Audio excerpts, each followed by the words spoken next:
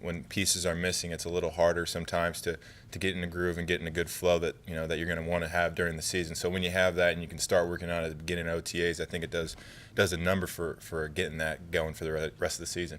How ramped up are you about the possibility of you and Mike Evans and some of the other guys growing with Jameis Winston in this offense?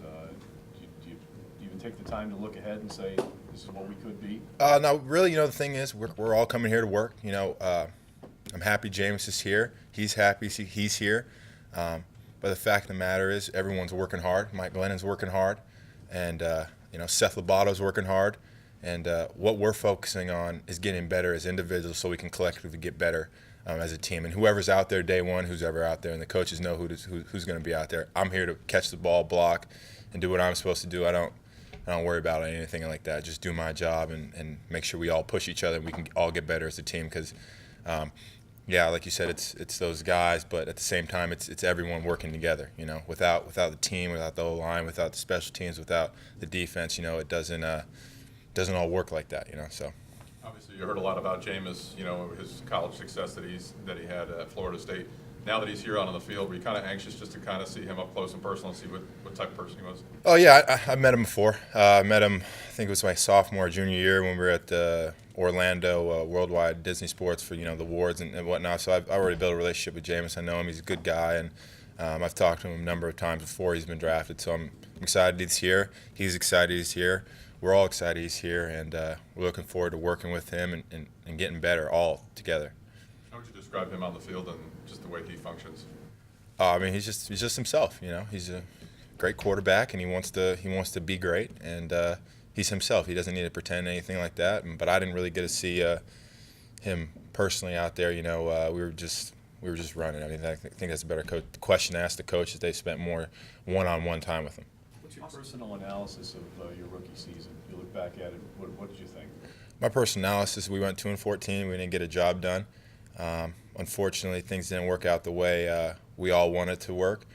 Personally, I was injured most of the year, unfortunately, and I didn't do anything what I was expected to do and what I expect myself to do, more importantly. So this year's going to be different. We're all excited for it, and it's going to be a fun 2015. How comforting is it to have an offensive coordinator, given what you had to go through last year, and how crippling was it being shorthanded with coaches? Unfortunately, Coach Tedford, he had an issue with his heart, and that happens. And that was some adversity that we had to go through, and it helped us for the future. So unfortunately, it didn't work out the way we wanted to. But yeah, it wasn't fun. It sucked. What's the key for you to have a successful season this year? You yourself. Yeah, just need to stay healthy. If I stay healthy, which I will, I'll have a great year. Not worried about that. You talked to me, I think last time we talked, you said something about in order to stay healthy, you've got to do some other things in terms of your preparation. What have you figured out about that? About what you can do to be a little bit healthier?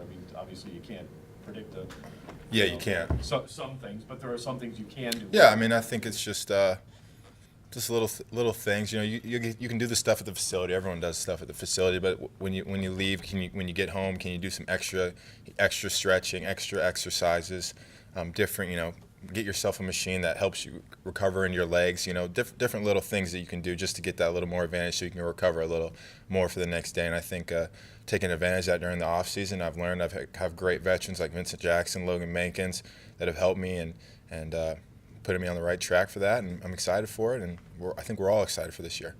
Now that you've had a chance to kind of go back and rewatch yourself from some of your previous games and stuff, are there any major takeaways that you've gotten from that, things that you've picked up on that you really are trying to improve on? Yeah, really, it wasn't good enough.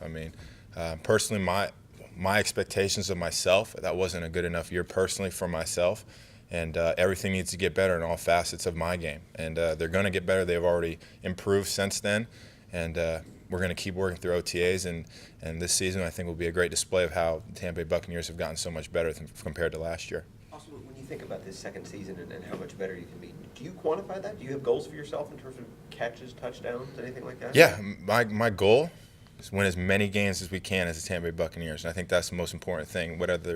How many balls I catch, how many touchdowns I catch, or whatever blocks I have to make.